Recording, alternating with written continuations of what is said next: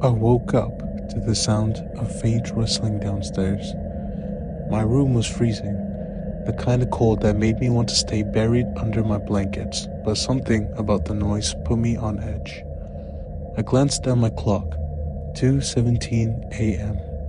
At first, I thought it was just my parents putting the presents under the tree.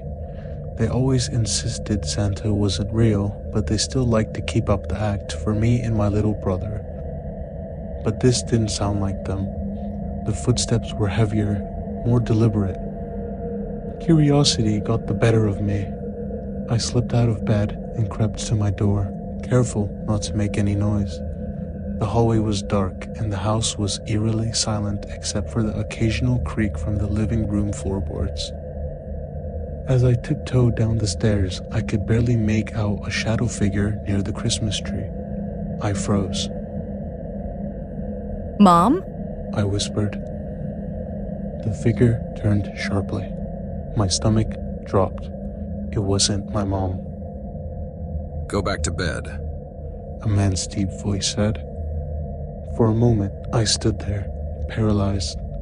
He was holding a stack of presents, and I realized with a sickening clarity that this wasn't some holiday surprise. He wasn't supposed to be here. I took a step back, and the floor creaked under my weight. Don't make a sound. He hissed, taking a step forward. Panic surged through me.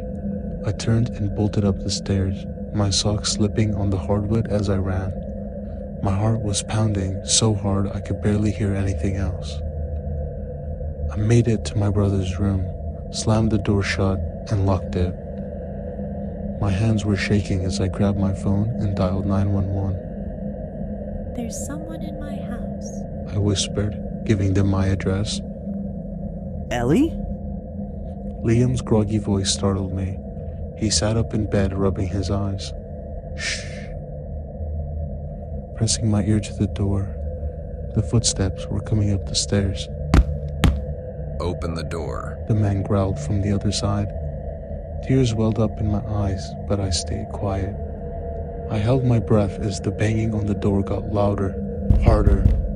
Then, as suddenly as it started, it stopped. The sound of distant sirens reached my ears. The man cursed loudly, and I heard him running back down the stairs. A moment later, the front door slammed shut. I didn't move until the police arrived. They found muddy footprints leading to the tree and a trail of stolen presents scattered across the front lawn. The man was gone, but I'll never forget his voice or the way he looked at me in the dark. Christmas Eve was supposed to be magical, but that year it became a night I'd never forget. For all the wrong reasons. I was home alone, my parents having gone to a late party at a friend's house. They'd promised to be back before midnight, but as the clock ticked past 11:30, the house felt quieter, darker than it ever had before. I was curled up on the couch, scrolling through my phone, when I heard it. A soft thud upstairs. I froze, holding my breath. The old house made plenty of noises, but this wasn't the creak of settling wood or the groan of the heating system. It was deliberate, like a footstep. I told myself it was nothing. Maybe a draft knocked something over. Still, I turned off the TV and sat in silence, listening. Then I heard it again. Another soft thud, followed by the faint sounds of something dragging across the floor. Mom? Dad? I called out, my voice shaky. No answer. I grabbed my phone and tiptoed to the base of the stairs, peering up into the darkness. The only light that came from the faint glow of the Christmas tree in the living room behind me. That's when I noticed something odd. The light spilling from the tree flickered, like someone had walked past it. I whipped around, but no one was there. My heart was pounding. I tried to convince myself I was imagining things, that the holiday stress was getting to me. But then I saw it. One of the stockings hanging over the fireplace was missing. I felt a cold chill run down my spine. Hello? I called, trying to sound braver than I felt. There was no response, but I heard the unmistakable creak of a floorboard upstairs. Someone was definitely there. Someone was definitely there.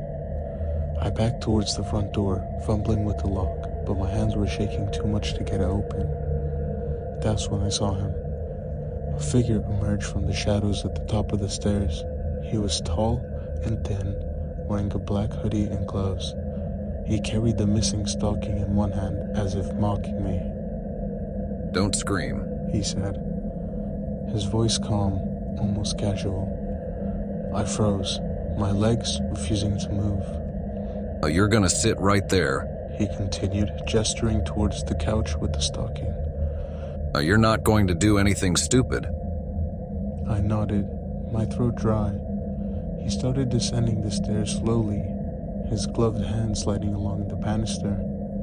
I could see his face now, pale and unshaven, his eyes hollow.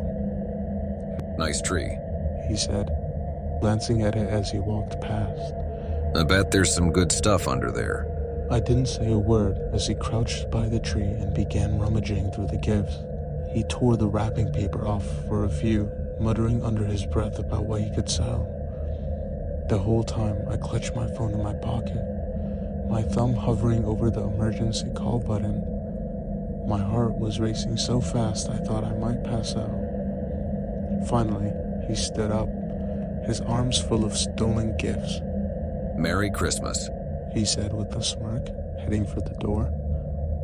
As soon as he stepped outside, I hit the call button and whispered to the operator. Someone broke into my house. The police arrived within minutes, their flashing lights illuminating the snowy street. They caught him 2 blocks away, lugging my family's presents into a garbage bag.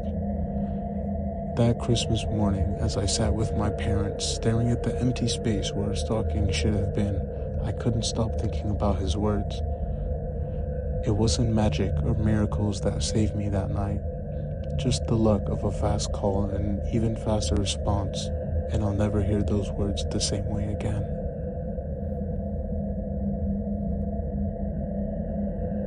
I was alone in the house, wrapping the last of the Christmas presents while the tree lights cast a soft glow across the living room. My parents were at a late-night church service and the quiet felt cozy. Until the doorbell rang. I froze, glancing at the clock. It was 10:45 p.m. Who would be at the door this late? I crept to the door, my heart starting to race. Peeking through the people, I saw a man standing on the porch. He was bundled up in a thick coat and scarf, holding a small book of Christmas carols. Good evening, he called, his voice mumbled by the glass. I'm spreading Christmas cheer with carols. May I sing one for you? Something about him made me uneasy, but I didn't want to be rude. Sure, I said through the door, keeping it firmly locked. He started singing Silent Night. His voice was deep and smooth, but I couldn't shake the feeling that something was off. He kept shifting his weight from one foot to the other, glancing around like he was looking for something, or someone. When he finished, I clapped nervously. Thanks, Merry Christmas. He didn't leave. Could I come in for a moment to warm up? He asked. His voice sounded different now, softer but insistent. I'm sorry, I can't, I said, trying to sound firm. The silence that followed was suffocating. It's awfully cold out here, he said, his tone darker this time. My skin prickled. I can call someone for you if you need help, I offered, stepping back from the door. That's when I heard it, the sound of the back door handle rattling. Panic set in. I grabbed a knife from the kitchen counter and backed into the corner, clutching my phone. I dialed 911, whispering into the receiver, "There's a man trying to break into my house." Suddenly, the front door handle twisted violently. I turned to see the man's face pressed against the small decorative window. His scarf had slipped, revealing a gaunt face with wild eyes. "Let me in," he said, smiling in a way that made my stomach churn. The sirens arrived just in time. The man's smile vanished and he bolted into the shadows. Moments later, the police were on my porch, flashlights cutting through the darkness. They found him hiding behind a neighbor's shed. In his coat, they discovered a crowbar and a duct tape.